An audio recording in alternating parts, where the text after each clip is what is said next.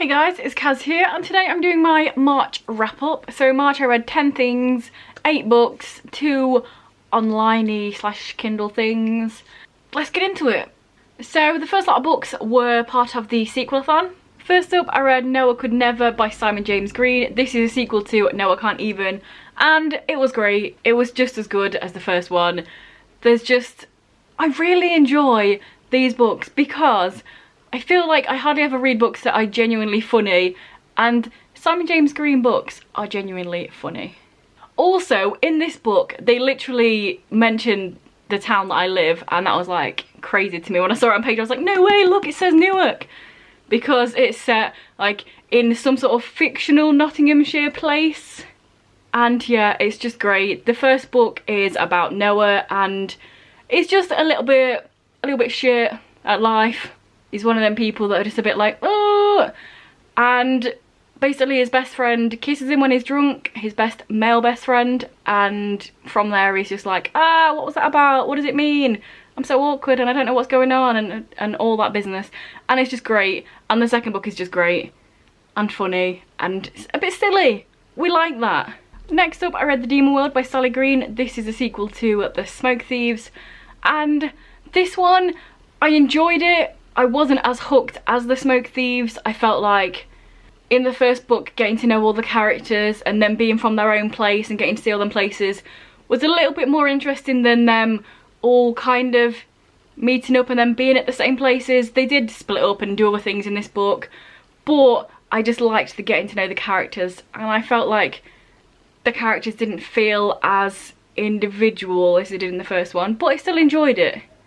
This series is like a fantasy series where there's a king from one place who's a bit of a dick and he wants to kind of, you know, overthrow another place. You know how the kings be, they're all a bit of a dick. But also demons exist, and these people, these demon thieves, kill demons and steal the smoke, and then the smoke gets people high and makes them enjoy life. And yeah, it's multiple perspectives. There's like 5 different people. Also, if you've been here, you know that one of the things I'm not a massive fan of is royalty, and there is in this series, there's like a princess and one of her advisors, not advisors, like a guy from a soldier. I don't know why that was so hard to get to, a soldier. And then there's like this romancy thing between them, like, oh, it's forbidden love, and I'm just like, I don't care about royalty, leave me alone. I want to follow the little roguey bastard and the guy that's a little bit shit and the guy that used to be a slave. Those are the ones I care about, you know? Don't really care about all this royalty shit. But still enjoying the series. Obviously definitely going to read the next one, and you should check it out if you like fantasies with multiple perspectives and fun stuff like that. We'll get to see a lot more of the demons in this one, as you could probably tell by the title. Next up, I read Wayward Son by Rainbow Rowell, and going into this I actually had no idea what it was about, which is great because I thought I would see all the spoilers on BookTube, but luckily I didn't. I literally had no idea what this is about. It's like a road trip. They go to America, they're trying to get somewhere, and then loads of stuff ensues, and it's all a bit fun and a bit different. I really enjoyed this. I really liked the way they were going with this whole chosen one trope in the first book, and this shows the aftermath, and I think some people probably don't like the way it goes, but also it's very realistic and likely that that's the way it would go, and that's how people would feel after this big massive event. What happens afterwards, you know? Also, one of the only things I heard people talk about this was like, oh my god, I'm so glad that they announced that there's going to be a sequel to this because, oh, that ending.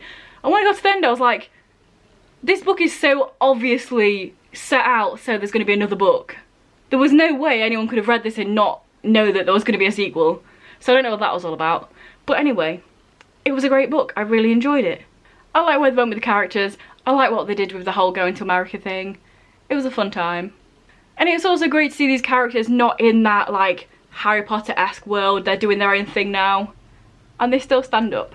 So in between these books I also randomly read this Deadly Class one-shot.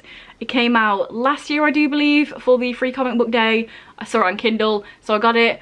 And it was alright. I think I gave it like 3 stars. It wasn't anything new, it was the characters, but it's sort of based around the first volume of the series, and the series is on like volume 7 or 8 now. But it was kind of like a a little bit pointless, which I know one shots probably kind of are when they're that short. It's just a little free comic, don't really need to mean anything. But there was a lot of just Marcus talking about music in a really pretentious and weird way, which is fair because Deadly Class is very depressing and pretentious in the way that it's written sometimes, but I just felt like it didn't feel like it fit in this. It was alright, the characters they were doing some stuff, nothing really happened, they went to a gig, that's about it. Next up I read Under the Stars by Jeff Lafton. This was just a really nice, easy reading gay contemporary. It's set at this ranch. This guy's family goes to the ranch and he's just like kind of stereotypical gay, but that's fine because I feel like we don't get to see a lot of stereotypes in books. They always try and make them like strong, oh, I'm the sports guy but I'm secret gay. But this kid's like, no, you know what, I love musicals, I like dancing, I'll do me, fuck off, which I liked.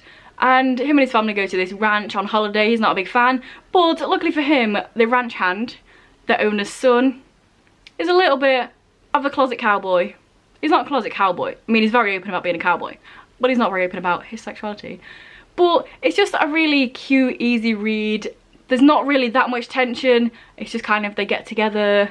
There's some bits like the cowboy's cousin is a little bit weird and a bit of a dick, but it's fine, and there's a happily ever after. And you know, I think I'll give it 3 stars. If you want to read just a cute, fun contemporary, there you go, boom, Under the Stars.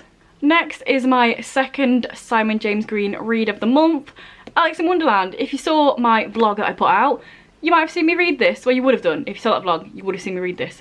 But basically, this is set at like a seaside town, and Alex goes to work in this little bit of a shitty arcade type thing, and then it's just really good. Simon James Green, read him. It's just, there's a blossoming, is it friendship, is it romance, I don't know, but it's really cute going on between him and his other boy. But the boy also has a girlfriend, but does he have a girlfriend? Who knows? And there's all this mystery. Somebody keeps sending all these weird notes to the arcade place and like wants to get it shut down, and why? Because it's this old staple of the town, but it's getting all high end and hipstery, so they kind of want it gone. And it's just a great fun read again. I just love it. I love these books. They're set in England, which just makes me feel good inside. I just love reading books set in England. It's lovely. If you want to just read a fun, genuinely funny, I laughed and cried at this book several times for both. If you want to read a book that has all the emotions, give it a go.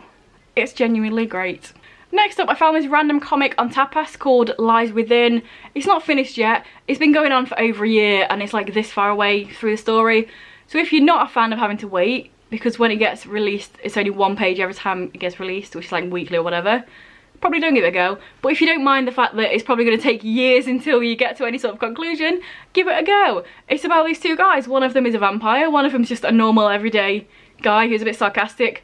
But then this demon thing happens, and then this demon thing goes into him. And like I say, it's really not that far into the story yet, but I very much enjoyed it, and I'm going to keep an eye on it on Tapas when it gets updated. It's a fun time. Side note, if you're in isolation and you want comics, go on Tapas. There's loads on there that are free, including Heartstopper, which you know everybody loves. So give it a go. Next up, I read The Secret Barrister. This is a non-fiction written by an anonymous barrister, basically talking about the English criminal law system and how it's broken, which is pretty much exactly the little the heading title.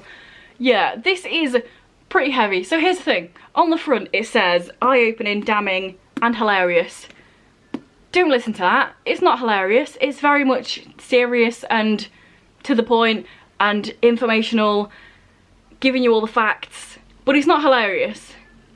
And I feel like this has been misrepresented because of these books like Adam Kay's This Is Gonna Hurt, and these sort of memoirs where it's somebody at their workplace and it's humorous and funny and satirical.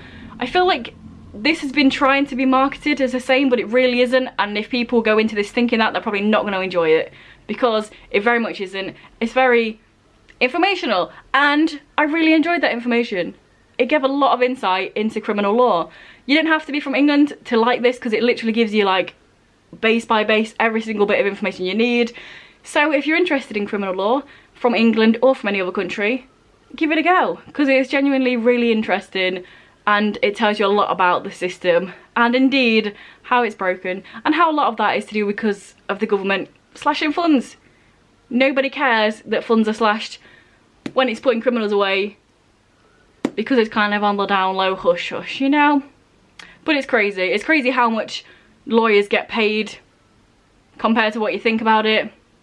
You probably think they're on bajillions of pounds, but a barrister that works for just the normal peeps that can't afford barristers is on like 12 grand a year or something crazy like that. So, you know, there's one little bit of tidbit. If you want loads more, give it a read. Next, I read A Good Girl's Guide to Murder by Holly Jackson. This book I randomly picked up. I had no idea what it was about. It was into for £7 on Amazon. I got it and I very much enjoyed this.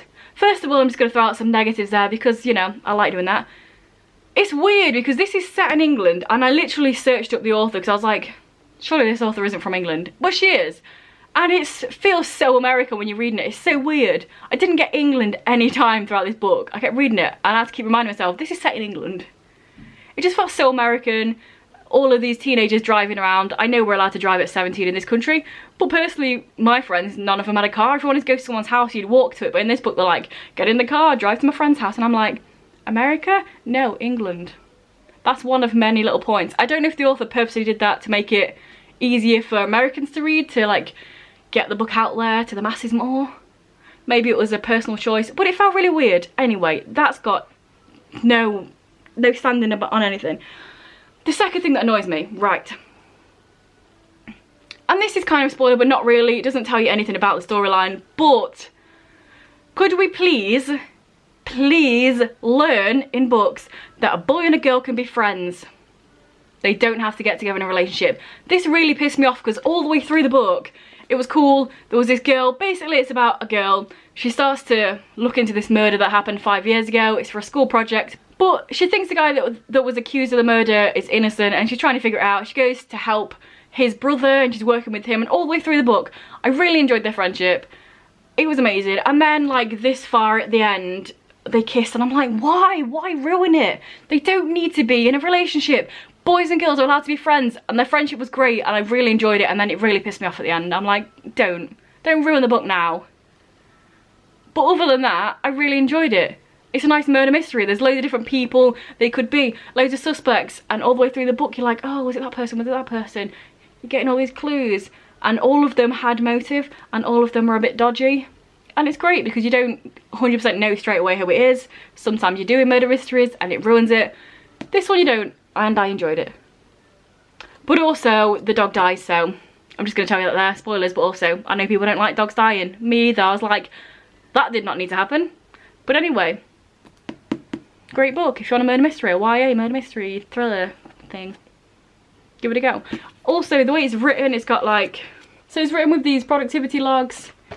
We've got police interviews on there of different suspects, photos, there's text messages and emails, so it's nice and fun. But then throughout there's also proper paragraphs of real writing, and I like the mixture. I like that it's not fully just documents like Illuminate. It's the documents and you get the proper prose, so you get all the inside thinking as well. It was a good time. And last but not least, I read Vicious by V. Schwab. Technically I finished it this month, but shush, I'm putting it on my March because it was on my March TBR, so it counts. And I'm sure you've all heard of this. It's about these people with superpowers, and before going into it I had no idea what it was about. All I knew that it was about superheroes-ish. And I enjoyed it. I think I'd probably give it like a 3.75 because I enjoyed the storyline and I enjoyed all the characters, but for some reason it just didn't grip me loads. I enjoyed it, but it wasn't like, ooh, I need this story. But it was a good time. It was just super cool reading about all these different people with the different powers and how it happens, and the way it's written is like 10 years ago, and the next chapter it will be 2 hours ago, the next chapter it will be right now, and the next chapter it will be 3 years ago. And it was kind of cool to do that non-linear type of thing, learning all the different stuff at different times. It was a fun time. Definitely going to check out the next book of it. It's a duology. I'm sure you've all heard of it. Everyone likes V. Schwab. There you go. So there we go. That was my March wrap up. Let me know down below what you guys read in March. If you've read any of these books, let me know your thoughts and opinions. What do you think about my opinions? Are any of these caught your fancy now I've talked about them? Let me know. If this is your first video by me and you enjoy it, then please check out some of the others. And if you continue to enjoy, then please subscribe, that'd be awesome. Anyway guys, I'll see you in a few days with another video. Bye.